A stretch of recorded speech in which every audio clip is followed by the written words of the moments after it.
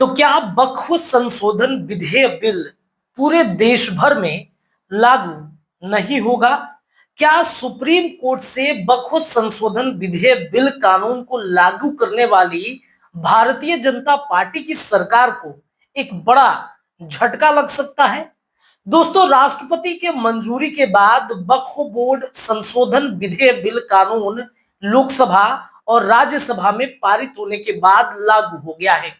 लेकिन इसे लागू करने के साथ ही साथ एनडीए गठबंधन की सरकार में उनके ही घटक दलों के कई जो पार्टी के नेता हैं, मुसलमान नेता हैं, वो नाराज हो गए हैं। और नाराजगी कुछ इस कदर बढ़ी है कि वो ताबड़तोड़ इस्तीफा पर इस्तीफा दे रहे हैं। चाहे बात नीतीश कुमार की पार्टी जेडीयू की जाए या फिर चंद्रबाबू नायडू की पार्टी की ही क्यों ना की जाए। चंद्रबाबू नायडू की सरकार तो मुसलमानों के वोट बैंक से ही चल रही है। अगर नीतीश कुमार की बातचीत करे तो एक हद तक माना जा सकता है कि मुसलमानों का कुछ ही वोट नीतीश कुमार के पास है, लेकिन वो वोट बैंक भी नीतीश कुमार को ताकतवर बनाती है।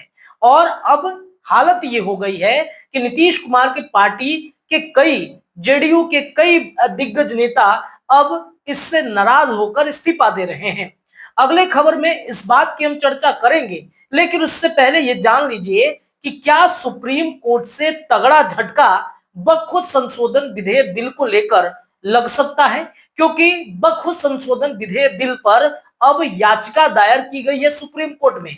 और उस याचिका के आधार पर ये मुसलमान उम्मीद लगा रहे हैं कि शायद वक्फ बोर्ड संशोधन विधेयक बिल जो है वो देश भर में लागू नहीं हो पाएगी।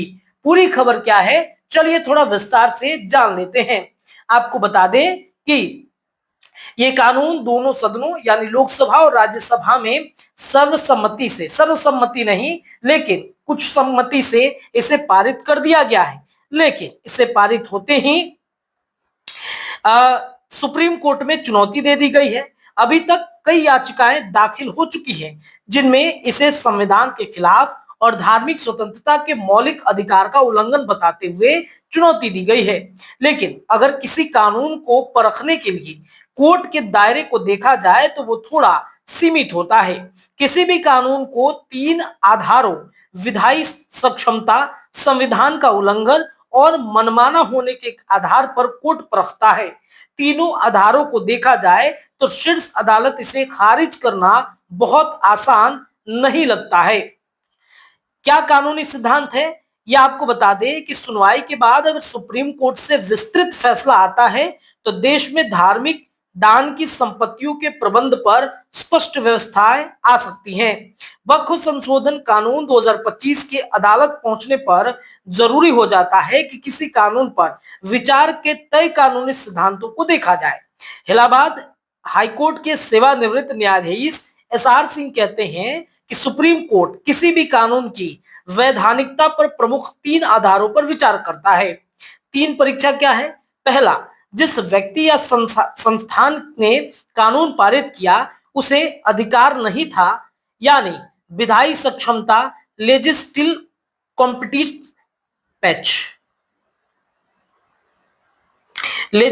कॉम्पिटेंस। दूसरा, वह कानून संविधान के किसी प्रविधान या मौलिक अधिकारों का उल्लंघन करता हो अथवा संविधान की मूल भावना के खिलाफ हो। तीसरा, मनमाने ढंग से कानून पारित होना या अल्ट्रीनेस देना। याचिकाकर्ता का मुख्य आधार क्या है? तो इन 3 आधारों पर अगर वक्फ संशोधन कानून को देखा जाए तो विधायी सक्षमता की कसौटी पर संसद में घंटों बहस के बाद यह पारित हुआ। दूसरा, आधार संवैधानिक प्राविधानों का उल्लंघन है। कोर्ट में दाखिल याचिकाओं में मुख्य आधार ही नहीं है। आधार यही है कि यह कानून मुसलमानों के संवैधानिक अधिकार और धार्मिक स्वतंत्रता के अधिकार का उल्लंघन करता है।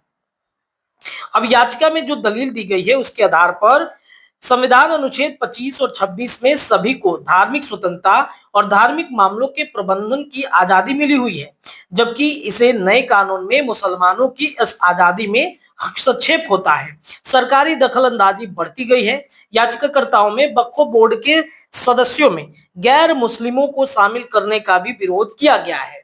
माना जा रहा है कि सुप्रीम कोर्ट में होने वाली बहस में धार्मिक स्वतंत्रता का मौलिक अधिकार ही केंद्र में होगा और सुप्रीम कोर्ट जो व्यवस्था देगा वही कानून भी होगा। लेकिन कानून पर सरकार के तर्क को देखा जाए तो उसके अनुसार यह कानून धार्मिक स्वतंत्रता के खिलाफ नहीं है, बल्कि संपत्तियों को प्रबंध से संबंधित है। सरकार कानून को जायज ठहराते हुए तर्क दे रही है कि वक्फ संशोधन में चुनौतियों का समाधान करने के लिए व्यवस्थित सुधारों की आवश्यकता थी, जिसके लिए वक्फ संशोधन कानून 2025 लाया गया। इसके पारदर्शिता, जवाबदेही और कानूनी निरीक्षण सुनिश्चित करने, वक्फ संपत्ति और गैर मुस्लिमों और अन्य हितधारकों के अधिकारों का उल्लंघन किए बगैर अपने इच्छित धर्मार्थ उद्देश्यों की पूर्ति करता है। तो इस प्रकार से याचिका जो है वो दायर की गई है। लेकिन जो तीन बताए गए हैं इसमें तीन परीक्षा, वो परीक्षा बेहद महत्वपूर्ण है। यानी कि सुप्रीम कोर्ट इस पर कोई तगड़ा झटका वक्फ संशोधन विधेयक बिल पर नहीं दे सकता है। बहुत कठिन है ये डगर और भारतीय जनता पार्टी ने जो ठान लिया है कि वक्फ संशोधन विधेयक बिल लागू होगा, तो लगभग ये लागू हो ही गया है। यानी कि मुसलमानों को यहाँ भी निराशा हाथ लगती हुई दिख रही है। फिलहाल इस रिपोर्ट में इतना है, लेकिन जुड़े रहिए, तमाम खबरें आपको लगातार मिलेंगी। धन्यवाद।